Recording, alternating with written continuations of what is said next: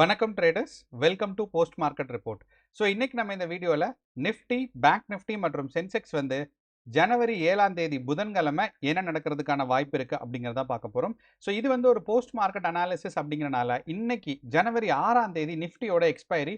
So இன்னைக்கு வந்து market எப்படி பிஹேவ் ஆயிருக்கு, ஸோ இன்னையோட ப்ரைஸ் ஆக்ஷன் நம்ம என்ன எதிர்பார்த்துருக்கோம், மார்க்கெட் எப்படி பிஹேவ் ஆயிருந்திருக்கு, நிஃப்டி, பேங்க் நிஃப்டி அண்ட் சென்செக்ஸ் மூணும் என்ன டிஃபரன்ஸில் பிஹேவ் ஆயிருந்திருக்குன்னு பார்க்க போகிறோம். ஸோ இது மட்டும் இல்லாமல் நம்ம ப்ரீ மார்க்கெட் அனாலிசிஸில் நம்ம மார்க்கெட்டில் என்ன எக்ஸ்பெக்ட் பண்ணோம், நிஃப்டி எப்படி பிஹேவ் ஆயிருக்கு, ஸோ இந்த டிஸ்கஷன்ஸ் பண்ணும்போதே நமக்கு கிளியராக புரிஞ்சிடும் மார்க்கெட்டில் நாளையோட எக்ஸ்பெக்டேஷன்ஸ் நம்ம என்ன எதிர்பார்க்கலாங்கிறது. அண்ட் அடிஷ்னலாக பார்த்தீங்கன்னா நம்ம வந்து ஓப்பன் இன்ட்ரெஸ்ட் டேட்டாவை பற்றி பார்ப்போம். அண்ட் ஓப்பன் இன்ட்ரெஸ்ட் டேட்டா வந்து நாளையோட மார்க்கெட்டுக்கு வேலிடாக இருக்காது, அதுக்கான ரீசன் என்னங்கிறதையும் நம்ம சொல்லிடுவோம். ஸோ அதனால தான் நம்ம ஓப்பன் இன்ட்ரெஸ்ட் டேட்டாவில் இன்னையோட மார்க்கெட்டில் வந்து பெரிய டிஸ்கஷன்ஸ் இருக்காது, ஜஸ்ட் ஒரு கிளிம்ஸ் மட்டும் தான் நம்ம பார்க்க போகிறோம். ஸோ வாங்க இப்போ நம்ம வீடியோக்குள்ளே போகலாம். ஸோ நமக்கு வந்து இன்னையோட ப்ரீ மார்க்கெட் ரிப்போர்ட்டில் நம்ம ஒரு 3 விஷயத்தை பற்றி பார்த்துருந்தோம். ஒன்று வந்து பார்த்தீங்கன்னா நமக்கு வந்து கிஃப்ட் நிஃப்டி, ரெண்டாவது எஃப்ஐஐஸ், அடுத்து வந்து பார்த்தீங்கன்னா யூஎஸ் மார்க்கெட். அப்போ இந்த மூணுமே பார்த்தீங்கன்னா கொஞ்சம் மிக்ஸ்டு ரியாக்ஷனாக இருக்குது அப்படிங்கிறத நம்ம சொல்லியிருந்தோம். பட் ஓவராலாக மார்க்கெட்ஸ் வந்து பாசிட்டிவாக மூவ் ஆகலாங்கிறத சொல்லியிருந்தோம். ஆனால் இன்னைக்கு வந்து பார்த்தீங்கன்னா கிஃப்ட் நிஃப்டி நம்ம வந்து தொடர்ந்து 2வது நாளாக கேப் அப் அப்படிங்கிறத எக்ஸ்பெக்ட் பண்ணி மார்க்கெட் பார்த்தீங்கன்னா கேப் அப் வரல. ஸோ இதுக்கான காரணம் என்னங்கிறத ஃபர்ஸ்ட் நமக்கு பார்ப்போம். ஸோ கிஃப்ட் நிஃப்டி பார்க்கும்போது நமக்கு யூஸ்வலாக எப்படி நம்ம அனாலிசிஸ் பண்ணுவோம் அப்படின்னா, ப்ரீவியஸ் டே ஃபார் எக்ஸாம்பிள் இன்னைக்கு நமக்கு 3:30க்கு மார்க்கெட் க்ளோஸ் ஆகும்போது எந்த ப்ரைஸில் வந்து கிஃப்ட் நிஃப்டி இருக்குது அப்படிங்கிறத பார்ப்போம். அதுக்கப்புறம் நமக்கு வந்து அடுத்த நாள் காலையில் ஒரு 7:30 8 மணிக்கு மார்க்கெட்டில் எந்த பொசிஷனில் இருக்குன்னு. ஸோ அப்படி பார்க்கும்போது நேற்று நமக்கு 3:30க்கு மார்க்கெட் க்ளோஸ் 3:30க்கு மார்க்கெட் க்ளோஸ் ஆகும்போது இருந்த ப்ரைஸை விட பார்த்தீங்கன்னா மார்க்கெட் வந்து இன்னைக்கு 60 பாயிண்ட்ஸ் மேலே இருந்துச்சு. ஸோ கரெக்டாக சொல்லணும்னா 3:30க்கு இந்த இடத்துல இருந்துச்சு ப்ரைஸு.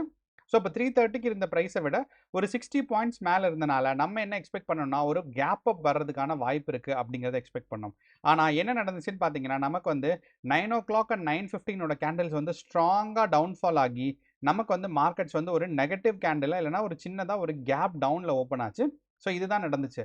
ஸோ அப்போ நேற்றுமே இன்னைக்கு வந்து பார்த்தீங்கன்னா கரெக்டாக 9:00 அந்த ப்ரீ மார்க்கெட் ஓப்பன் ஆனதுக்கப்புறம் கிஃப்ட் நிஃப்டியில் செல்லிங் ப்ரெஷர் வந்திருக்கு. இதே மாதிரி தான் நமக்கு நேற்றும் நடந்துச்சு. ஸோ நேற்று என்ன நம்ம எதிர்பார்த்தோம் அப்படின்னு பார்த்தீங்கன்னா நமக்கு வந்து போன வெள்ளிக்கிழமை மார்க்கெட் வந்து க்ளோஸ் ஆகும்போது இருந்த ப்ரைஸு, வெள்ளிக்கிழமை நமக்கு மார்க்கெட் க்ளோஸ் ஆகும்போது 3:30க்கு இருந்த ப்ரைஸ்ல இருந்து current position of GIFT Nifty நமக்கு பார்த்தோம் அப்படின்னா 9:00க்கு ஒரு 90 பாயிண்ட்ஸ் கேப் அப் இருந்துச்சு. ஆனால் அதுக்கப்புறம் நமக்கு வந்து 9:00 அண்ட் 9:15 கேண்டில் பார்த்தீங்கன்னா ஒரு ஸ்ட்ராங் ரெட் கேண்டிலாக வந்து மார்க்கெட்டில் ஒரு டவுன்ஃபால் வந்துச்சு. ஸோ அப்படிங்கிறனால இது வந்து யூஸ்வலாக ஒரு ப்ராமினன்ட் ட்ரேடர்ஸ் எல்லாருமே யூஸ் பண்ணுறது கிஃப்ட் நிஃப்டி டேட்டாவை. ஸோ தட் நமக்கு வந்து கேப் அப் கேப் டவுன் இருக்கா அப்படிங்கிறத அண்டர்ஸ்டாண்ட் பண்ணுறதுக்கு. ஸோ அப்போது இந்த 2 நாளுமே பார்த்தீங்கன்னா நமக்கு இந்த கேப் அப் கேப் டவுன் வந்து நிஃப்டி 50 கிஃப்ட் நிஃப்டியை வச்சு நிஃப்டி 50 கண்டுபிடிக்க முடியல. காரணம் என்னென்னா ஸ்ட்ராங்கான செல்லிங் ப்ரெஷர் அண்ட் கரெக்டாக 9:15 ப்ரீ மார்க்கெட் ஓப்பன் ஆனதுக்கு அப்புறம் தான் மார்க்கெட்டில் அவங்க செல்லிங் ப்ரெஷர் ஸ்டார்ட் பண்ணுறாங்க. அது வரைக்கும் ஸ்டார்ட் பண்ணலங்கும் போது இது வந்து ஒரு பிளான்டாக மார்க்கெட்டில் வந்து செல்லிங் ப்ரெஷர் உண்டாக்குறாங்கிறதா நமக்கு முக்கியமாக. ஸோ இதனால தான் நமக்கு பார்த்தீங்கன்னா கிஃப்ட் நிஃப்டியில் நம்ம எதிர்பார்த்த இந்த 80 பாயிண்ட்ஸ் கேப் அப்போ இல்லைனா ஒரு ஸ்மால் கேப் அப்போ நடக்கலை. ரெண்டாவது விஷயம், எஃப்ஐஐஸ் அண்ட் ப்ரோஸ் வந்து நமக்கு பார்க்கும்போது நமக்கு வந்து கேஷ் மார்க்கெட் அண்ட் நம்மளோட இண்டெக்ஸ்ட் ஆப்ஷன்ஸில் பார்த்தீங்கன்னா மார்க்கெட்டில் அவங்க வந்து ஒரு செல்லிங் ப்ரெஷரில் தான் இருந்தாங்க. நெட் செல்லர்ஸாக பியரிஷ் மூவ்மெண்ட்டாக இருக்கும் அப்படின்னு போட்டுருந்துச்சு. அதே மாதிரி இன்னைக்கோட மார்க்கெட் பார்க்கும்போது நிஃப்டி 50 பொறுத்தளவு நமக்கு வந்து மார்க்கெட் வந்து ஒரு நெகட்டிவ் ப்ரெஷரில் தான் மார்க்கெட் வந்து மூவ் ஆயிருந்திருக்குன்னு சொல்லலாம். அப்போது இன்னையோட நிஃப்டி 50 வந்து நமக்கு ஒரு கேப் டவுன் எவ்வளோ இருந்திருக்குன்னு பார்த்தீங்கன்னா ஒரு 40 பாயிண்ட் கேப் டவுனில் தான் இன்னையோட மார்க்கெட் நமக்கு ஓப்பனே ஆச்சு. இது வந்து நமக்கு ஸ்ட்ராங்கான செல்லிங் ப்ரெஷர் கிஃப்ட் நிஃப்டியில் இருந்ததுக்கான ஒரு முக்கியமான ரிஃப்ளெக்ஷன் தான் நமக்கு சொல்கிறோம்.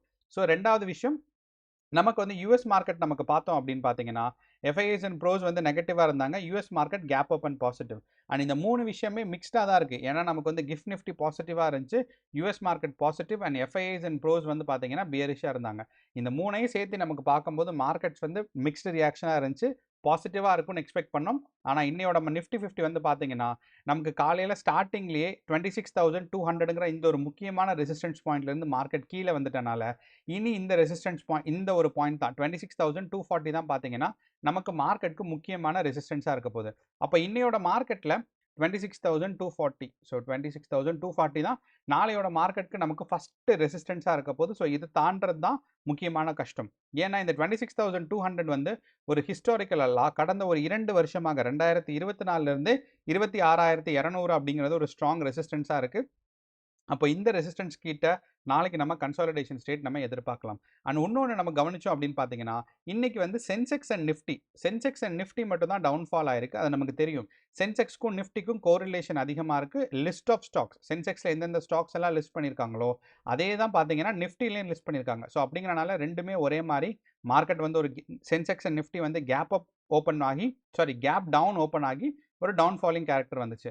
ஆனால் நமக்கு மற்ற மார்க்கெட்ஸ் பார்த்தோம் அப்படின்னா, ஃபார் எக்ஸாம்பிள் நம்மளோட பேங்க் நிஃப்டி இன்னைக்கோட ஓப்பனிங் அண்ட் க்ளோசிங் பொசிஷன் பார்க்கும்போது மார்க்கெட் வந்து பாசிட்டிவ் தான். ஆனால் ஒரு கன்சாலிடேஷன் ஸ்டேட் இருந்துச்சு. இதை தவிர நிஃப்டி, பேங்க் நிஃப்டி அண்ட் சென்செக்ஸை தவிர மற்ற இண்டெக்ஸஸ் ஆன நிஃப்டி, ஐடி பார்த்தீங்கன்னா இன்னைக்கு வந்து ஸ்ட்ராங்கான செல்லிங் ப்ரெஷர் பட் ரெக்கவரி ஆயிடுச்சு. அதே மாதிரி நம்மளோட நிஃப்டி மிட் கேப்பும் பார்த்தீங்கன்னா நமக்கு வந்து காலையில் ஓப்பன் ஆகும்போது நெகட்டிவ்ல தான் ஓப்பன் ஆச்சு, ரெட் கேண்டில் தான். ஆனால் மார்க்கெட் வந்து ஓரளவு ஸ்டெபிளைஸ் ஆயிடுச்சு. அடுத்து நம்மளோட Nifty small cap and Nifty junior ரெண்டுமே பார்த்தீங்கன்னா டவுன்ஃபால் ஆகலை. இந்த எந்த இண்டெக்ஸுமே நிஃப்டி அண்ட் சென்செக்ஸை தவிர மீதி எல்லா இண்டெக்ஸஸும் பேங்க் நிஃப்டியாக இருக்கட்டும், நிஃப்டி ஐடியாக இருக்கட்டும், அதே மாதிரி mid cap, small cap and Nifty junior, next 50 இது எதுவுமே வந்து இன்னையோட மார்க்கெட்டில் நெகட்டிவாக போகல. அப்போ மார்க்கெட்டை இன்னைக்கு நெகட்டிவாக கொண்டு போனதுக்கு ரெண்டு முக்கியமான ரீசன்ஸ் இருக்குது. ஒன்று வந்து பார்த்தீங்கன்னா ரிலையன்ஸ் இண்டஸ்ட்ரீஸ். ஏன்னா ரிலையன்ஸ் இண்டஸ்ட்ரீஸ் நமக்கு ரொம்பவே இம்பார்ட்டண்ட்டான ஸ்டாக்கு. அப்படிங்கிறனால நமக்கு ரிலையன்ஸ் இண்டஸ்ட்ரீஸில் முக்கியமாக கவனிக்க போகிறது இந்த வால்யூம்ஸ் ரொம்ப குறைஞ்சிருச்சு. கேண்டில் சைஸ் நீங்கள் பார்த்தீங்கன்னா தெரியும். ஸோ இந்த வருஷம் ஜனவரியில் தொடங்கும் போதே நமக்கு வந்து ரிலையன்ஸ் இண்டஸ்ட்ரீஸோட கேண்டில் சைஸ் ஒன்று குறைஞ்சிருக்குங்கிறத நம்ம கவனிக்கிறோம். ரெண்டாவது ஒரு விஷயம் என்ன பார்த்தீங்கன்னா, இன்னையோட மார்க்கெட்டில் ஸ்ட்ராங்கான செல்லிங் ப்ரெஷர் இருந்திருக்கு நம்மளோட ரிலையன்ஸ் இண்டஸ்ட்ரீஸில். இது வந்து நமக்கு 9 o'clock 9:15 அந்த கேண்டில் தான் ரொம்ப ஸ்ட்ராங்காக இருக்குது. ரிலையன்ஸ் இண்டஸ்ட்ரீஸை தவிர்த்து நமக்கு வந்து முக்கியமானது ஒன்றுன்னு பார்த்தீங்கன்னா ஹெச்டிஎஃப்சி. ஸோ இப்போ ஹெச்டிஎஃப்சிலையும் ரிலையன்ஸ்லையும் நேற்று 2 நாளாக மற்ற எல்லா டேட்டாஸும் பார்க்கும்போது நமக்கு மார்க்கெட்ஸ் வந்து பாசிட்டிவாக தான் இருக்குது. ஆனால் இந்த ஹெச்டிஎஃப்சி ரிலையன்ஸ் வந்து பார்த்தீங்கன்னா ஏறக்குறைய 8லேருந்து 10% வரைக்கும் நிஃப்டி 50 அதோட வெயிட்டேஜ்க்கு மேலே இருக்குது. ஸோ அப்படிங்கிறனால இதோட வெயிட்டேஜ் ரொம்ப, ஏன்னா நிஃப்டி ஹெச்டிஎஃப்சி வந்து பார்த்தீங்கன்னா ஸ்ட்ராங்கான நிஃப்டியில் வெயிட்டேஜ் இருக்குது. அதே மாதிரி நமக்கு ரிலையன்ஸ் இண்டஸ்ட்ரீஸும். இது ரெண்டும் இன்னைக்கு மார்க்கெட் நெகட்டிவாக இருக்கிறதுக்கு இந்த ரெண்டு இண்டெக்ஸஸும் முக்கியமான காரணம். அதனால தான் நமக்கு மற்ற டேட்டாஸ் எதுலேயுமே நிஃப்டி 50 ரிஃப்ளெக்ட் ஆகலை. ஸோ அப்படிங்கிறனால நாளையோட மார்க்கெட் நமக்கு பாசிட்டிவாக இருக்கணும்னா நமக்கு வந்து பேங்க் நிஃப்டியோ இல்லைனா மற்ற இண்டெக்ஸஸோ க்ரோ ஆகிறத விட ரிலையன்ஸ் இண்டஸ்ட்ரீஸும் ஹெச்டிஎஃப்சியும் நாளைக்கு வந்து பாசிட்டிவாக ஓப்பன் ஆகணும். இது ஒரு ஃபர்ஸ்ட் இண்டிகேஷன். ரெண்டாவது, நம்மளோட இந்தியா விக்ஸ் டேட்டா பார்க்கும்போது 10க்கு பக்கம் இருக்குது. ஸோ இந்த இந்தியா விக்ஸ் டேட்டா 10லேருந்து கொஞ்சம் மார்க்கெட் ஒரு டவுன் ஃபாலிங் கேரக்டருக்கு மார்க்கெட் வந்துச்சுன்னா தான் நம்ம ஒரு எக்ஸ்பெக்ட் பண்ண முடியும். அப்படிங்கிறனால நம்மளோட இந்தியா விக்ஸ் டேட்டா வந்து பார்த்தீங்கன்னா இந்த 10லேருந்து கீழே குறையணும். அப்போ நமக்கு முக்கியமாக கவனிக்க வேண்டியது நம்ம இன்னையோட போஸ்ட் மார்க்கெட் ரிப்போர்ட்டில் நம்ம முக்கியமாக கவனிக்க வேண்டியது நிஃப்டி 50ல் என்னன்னு பார்த்தீங்கன்னா, ஃபர்ஸ்ட் பாயிண்ட் வந்து நம்மளோட ப்ரைஸ் ஆக்ஷனை பொறுத்தளவு ரிலையன்ஸ் இண்டஸ்ட்ரீஸும் ஹெச்டிஎஃப்சியும் நமக்கு வந்து கெயின் பண்ணணும். ஸோ ரிலையன்ஸும் அண்ட் ஹெச்டிஎஃப்சி வந்து நாளைக்கு வந்து பாசிட்டிவாக கெயின் ஆச்சுன்னா நமக்கு வந்து மார்க்கெட்ஸ் வந்து பாசிட்டிவாக போகும். ரெண்டாவது விஷயம் பார்த்தீங்கன்னா, நம்மளோட இந்தியா விக்ஸ் டேட்டா, அதாவது இந்தியா வாலடைலிட்டி இண்டெக்ஸ்ன்னு இருக்கு பாருங்க. இந்த இந்தியா விக்ஸ் டேட்டா வந்து நமக்கு வந்து விக்ஸ் டேட்டா வந்து நமக்கு 10லேருந்து கம்மியாகணும். ஸோ அப்படிங்கிறனால 10லேருந்து மார்க்கெட் வந்து ஒரு டவுன் சைட் ப்ரெஷர் கிரியேட் ஆனால் தான் மார்க்கெட்டில் நமக்கு வந்து பாசிட்டிவ்னஸ் கிரியேட் ஆகும். அப்படி இல்லைன்னா இதே மாதிரியே ஒரு டவுன் ஃபாலிங் கேரக்டர் நம்ம எதிர்பார்க்க வேண்டியதான். அப்போ டவுன் ஃபாலிங் கேரக்டர் மூவ் ஆச்சு அப்படின்னு பார்த்தீங்கன்னா, நாளையோட நிஃப்டி 50 நம்ம எது வரைக்கும் டவுன்ஃபால் ஆகலாம்னு எதிர்பார்க்குறோம்னா 26,700 வரைக்குமே மார்க்கெட் வந்து டவுன்ஃபால் ஆகலாம். ஏன்னா இங்கிருந்து பார்க்கும்போது நமக்கு ரெசிஸ்டன்ஸ் எல்லாம் சப்போர்ட் எதுவும் ஸ்ட்ராங்காக இல்லை. அப்படிங்கிறனால மார்க்கெட் இங்கிருந்து டவுன்ஃபால் ஆகலாம். அதே மாதிரி இங்கிருந்து நாளைக்கு க்ரோ ஆகிறதா இருந்தால் அதிகபட்சம் 26,330 வரைக்கும் தான் மார்க்கெட் போகும். அண்ட் இந்த 330 தாண்டது வாய்ப்புகள் ரொம்ப கம்மி தான். நம்ம எக்ஸ்பெக்ட் பண்ணுறது என்ன அப்படின்னு பார்த்தீங்கன்னா 26,240 அண்ட் அதை தாண்டிச்சுன்னா 26,300. இது ரெண்டு தான் நிஃப்டி 50ல் நம்ம எதிர்பார்க்குற ஒரு முக்கியமான ப்ரைஸஸ். அண்ட் இதை தாண்டி நம்மளோட சென்செக்ஸ்லையும் அதே மாதிரி தான். ஸோ சென்செக்ஸில் பார்க்கும்போது நமக்கு வந்து 85,000ல் தான் 85,400ல் இருக்குது. அப்போது சென்செக்ஸை பொறுத்தளவு இந்த 85,400 தான் ஃபஸ்ட்டு ரெசிஸ்டன்ஸும், செகண்ட் ரெசிஸ்டன்ஸ் பார்க்கும்போது நமக்கு 85,700. அண்ட் இந்த பக்கம் போகிறதுக்கான இண்டிகேஷன்ஸ் இப்போ வரைக்கும் இல்லை. நமக்கு ஸ்ட்ராங்காக ஒரு டவுன்வர்ட் ட்ரெண்டிங் சேனல் தான் ஃபார்ம் ஆகிட்டு இருக்கு. ஸோ அப்படிங்கிறனால நாளையோட சென்செக்ஸ் வந்து பார்த்தீங்கன்னா நமக்கு 84,600 வரைக்கும் வர்றதுக்கான வாய்ப்பு இருக்குது. அதே மாதிரி நான் மறுபடியும் என்னென்னா நம்மளோட ரிலையன்ஸ் இண்டஸ்ட்ரீஸ் அண்ட் ஹெச்டிஎஃப்சி நாளையோட மார்க்கெட்ஸில் பாசிட்டிவாக மூவ் ஆச்சு. ப்ளஸ் நம்மளோட இந்தியா விக்ஸ் டேட்டாவும் அதோட பாசிட்டிவ்னஸை ரிஃப்ளெக்ட் பண்ணுச்சுன்னா தான் நம்ம நாளைக்கு மார்க்கெட்டில் பாசிட்டிவாக எதிர்பார்க்க முடியும். அப்படி இல்லைன்னா இல்லை. கடைசியாக பார்த்தீங்கன்னா நம்மளோட ஓப்பன் இண்டெக்ஸ் டேட்டா. அப்போ இந்த ஓப்பன் இண்டெக்ஸ் டேட்டா பார்க்கும்போது நமக்கு இன்னைக்கு வந்து நிஃப்டியோட எக்ஸ்பைரி அப்படிங்கிறனால இந்த ஜனவரி மாதம் எப்பயுமே வந்து வால்யூம்ஸ் ரொம்ப கம்மியாக இருக்கும்.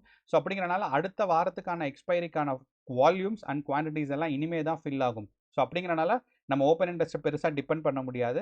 நம்ம காலையில் ப்ரீ மார்க்கெட் ரிப்போர்ட்டில் நம்மளோட எஃப்ஐஐ டேட்டாஸ் எப்படி இருக்குது, எஃப்ஐஐஸ் வந்து ஃபியூச்சர்லையும் கேஷ் மார்க்கெட்லையும் எப்படி ஹோல்ட் பண்ணுறாங்க, இரண்டாவது பார்த்தீங்கன்னா நம்மளோட gift Nifty and US market எப்படி இருக்குங்கிறத நம்ம பார்த்துட்டு நம்ம டீட்டெயிலாக நம்மளோட ப்ரீ மார்க்கெட் ரிப்போர்ட்டில் சொல்லலாம். மார்க்கெட்ஸ் வந்து கண்டினியூவாக பாசிட்டிவாக போகுமா, அப்படி இல்லைன்னா திருப்பியும் டவுன்ஃபால் ஆகிறதுக்கான வாய்ப்பு இருக்கான்னு சொல்லி.